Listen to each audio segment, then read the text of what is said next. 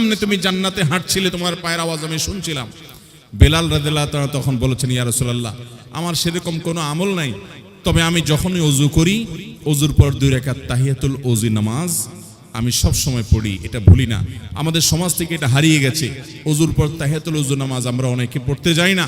ওযু শেষ হয়েছে, কোনো কথাবার্তা বলার আগে দ্রুততার সাথে কিবলামুখী হয়ে আপনি 2 রাকাত নামাজ সুন্দর করে আদায় করলেন। এটা হলো ওযুর সম্মানার্থে আদায় করা নফল নামাজ।